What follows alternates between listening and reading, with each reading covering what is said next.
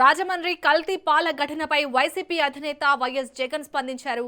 కల్తీ పాలు తాగి ఇప్పటికే 5గురు మృతి చెందడం, మరికొందరు తీవ్ర అస్వస్థకు గురి కావడం విచారకరమన్నారు.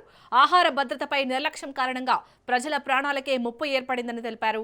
ఈ ఘటనకు బాధ్యులైన వారిపై కఠిన చర్యలు తీసుకొని భవిష్యత్తులో ఇటువంటి ఘటనలు పునరావృతం కాకుండా ప్రభుత్వం తక్షణ చర్యలు చేపట్టాలని డిమాండ్ చేశారు. ఆసుపత్రుల్లో చికిత్స పొందుతున్న వారికి అత్యుత్తమ వైద్య సేవలు అందేలా చూడాలని, వారి ఆరోగ్య పరిస్థితిపై నిరంతరం పర్యవేక్షణ ఉండాలని ప్రభుత్వాన్ని కోరారు.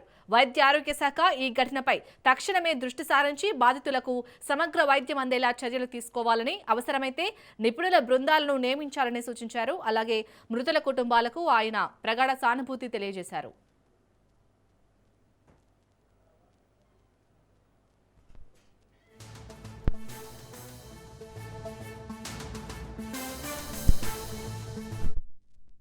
ఇక ఇదే అంశంపై మరిన్ని డీటెయిల్స్ ని మా ప్రతినిధి సంతోష్ అందిస్తారు. సంతోష్, విషయాన్ని ఏదైతే రాజమండ్రిలోని చౌడేశ్వర నగర్ పలు ప్రాంతాల్లో అయితే కనుక పాలల్లో కల్తీ జరిగినటువంటి విషయాన్ని అయితే కనుక ప్రభుత్వం సీరియస్ గా తీసుకోవడం కూడా జరుగుతుంది. ఇప్పటికే ఈ యొక్క అంశంపై కూడా ఏదైతే 4 మృతి చెందడం, అదేవిధంగా 106 కుటుంబాలు అయితే కనుక దాదాపు చికిత్స పొందుతున్నటువంటి పరిస్థితిని అయితే కనుక సీఎం చంద్రబాబు నాయుడు సమీక్ష చేయడం, వైద్య ఆరోగ్య శాఖ మంత్రి సత్యకుమార్ యాదవ్ తో పాటు ఉన్నతాధికారులకు అయితే కనుక ఆదేశాలు జారీ చేయడం కూడా జరుగుతోంది. దీనిపై బాధ్యతలపై కఠిన చర్యలు తీసుకోవాలంటూ కూడా సీఎం చంద్రబాబు నాయుడు ఆదేశాలు జారీ చేయడం కూడా జరుగుతోంది. అంతేవిధంగా బాధిత కుటుంబ సభ్యుల యొక్క రక్త నమూనాను అయితే కనుక ల్యాబులకు పంపించడంతో పాటు ప్రధానంగా ఏదైతే ఈ శివరాత్రి నుంచి కూడా ఈ యొక్క అంశం అనేది కూడా ఈ పాలు తాగుతున్నటువంటి వారైతే కనుక ఇబ్బందులకు గురవుతున్నటువంటి పరిస్థితిని అయితే కనుక బాధిత కుటుంబాలు ఉన్నతాధికారులకి తెలియజేయడం కూడా జరుగుతోంది. ఇప్పటికే ఎవరైతే ఆ పాలు సరఫరా చేశారో వారిని అయితే కనుక పోలీసులు అదుపులో తీసుకోవడం, దీనికి సంబంధించి వివరాలన్నీ కూడా ఎంక్వైరీ చేస్తున్నటువంటి పరిస్థితులు కూడా కనబడతా ఉన్నాయి. అంటే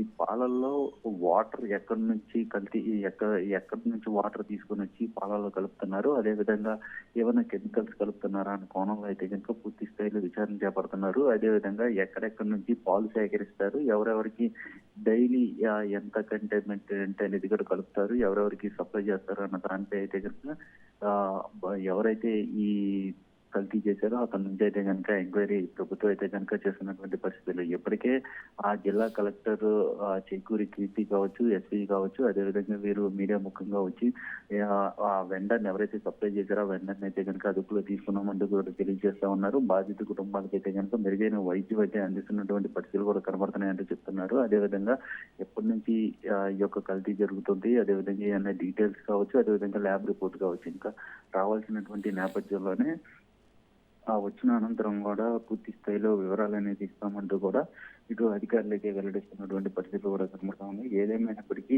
ఈ కల్తీ వ్యవహారంపై కూడా ఎప్పటికీ సీఎం చంద్రబాబు నాయుడు, హోంమంత్రి అనిత, డీజీపీ ఆయుష్ కుమార్ గుప్తా అయితే కనుక ఏదైతే ఇటు అసెంబ్లీ ప్రాంగణంలో అయితే కనుక మీటింగ్ కావడం, దీనిపై కూడా ఆరా తీయడం కూడా జరుగుతూ ఉంది. మొత్తంగా అయితే కనుక ఈ యొక్క ల్యాబ్ రిపోర్ట్స్ అనంతరం మరింత సమాచారాన్ని అయితే కనుక మీడియా ముఖంగా వెల్లడించే అవకాశాలు ఎక్కువగా కనబడుతున్నట్టు కూడా తెలుస్తూ ఉంది. అంటే దాదాపు ఈ లాలా చెరువులో చూసుకున్నట్లయితే కనుక ఈ పాల విక్రయదారు ఎవరైతే సప్లై చేస్తారో ఆ పాలదారుడు ఎన్నాళ్ళ నుంచి ఇలా చేస్తున్నాడు, వాటర్ అంటే ఇప్పుడు పాలలో వాటర్ కలిపితే మాత్రం ఆ వాటర్ అనేది ఎక్కడి నుంచి సేకరిస్తున్నాడు అంటే కుళాయి పంపులు కావచ్చు, అదేవిధంగా ఎక్కడ రోడ్డు పక్కన ఉన్నటువంటి వాటర్, అదేవిధంగా పాలలో కెమికల్స్ ఏమైనా యూజ్ చేస్తున్నాడు, యాసిడ్ పర్సెంటేజ్ కావచ్చు, వీటన్నిటిని పూర్తి స్థాయిలో అయితే కనుక ఐడెంటిఫై చేసే అవకాశాలు కూడా కనబడతా ఉన్నాయి. అంతేకాకుండా ఆ సరఫరా చేసేటువంటి వ్యక్తి ఇంట్లో కూడా ఫుడ్ సేఫ్టీ అధికారులు దాడులు నిర్వహించడం, అంటే క్యాన్ నిల్వ చేశారా ఏంటి ఆ క్యాన్ పరిశీలించడం, క్యానుల్లో ఎంతెంత క్వాంటిటీ తీసుకెళ్తున్నారు, వీటన్నిటితో పాటు చుట్టుపక్కల ఉన్నటువంటి వారందరినీ కూడా ఎంక్వైరీ చేస్తున్నటువంటి పరిస్థితులు కూడా కనబడుతూ ఉన్నాయి. ఇప్పటికే ఫుడ్ సేఫ్టీ అధికారులు కావచ్చు, అదేవిధంగా